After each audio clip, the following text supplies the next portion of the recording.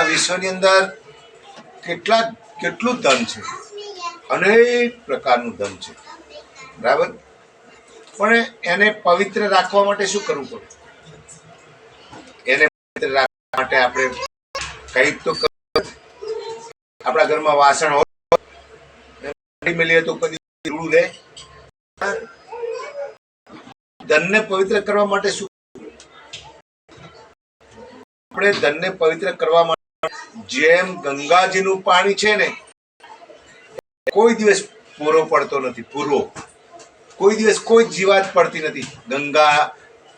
ગંગાનું પાણી જે છે, હરિદ્વાર જે ગંગાથી પ્રગટ થઈને ઉતર્યા છે, જે રાજાઓએ ગંગાજીને પ્રગટ કરી ભગવાને અને ભોળાનાથના એમ કહેવાય કે ઝીલી અને પછી નીચે જમીન ઉપર, એ ગંગા માતામાં કોઈ દિવસ કોઈ જાતનું જંતુ પડતું નથી. તો એમાં શું હશે, શું રહસ્ય હશે, કોઈ જાણે છે? આપણે પણ ધન હોય ને એને પવિત્ર કરીએ, દાન કરીને પવિત્ર કરીએ. દાન ક્યાં કરવું એ જરૂરી છે. અને બીજું તો એમ કહું છું કે તમે જેટલું ધન ભેગું કરી રાખો, કે માટલાની અંદર આપણે પાણી ભરી રાખીએ તો 3 દિવસમાં તો એમાં પોરા પડી જાય, જંતુ પડી જાય.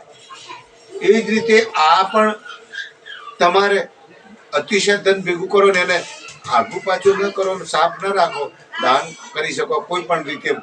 દીકરીઓ, દીકરાઓ, કોઈ પણ સાધુ સંતો, મહાપુરુષો સત્સંગમાં, કોઈ મંદિરો, કોઈ પણ પ્રકારે ગાય માતાની સેવામાં ધન ન વપરાય તો એ ધન ગંધાઈ જાય, એને દુર્ગંધ આવે. પછી એ દુર્ગંધમાં એટલે કે દુર્ગંધ રૂપી બીમારીઓ આવે અને એ કર વધી જાય આપણી પર, અને એ વજન વધી જાય એટલે પછી આપણા પગ છે ને હળવા માંડે, આપણું શરીર હળવા માંડે.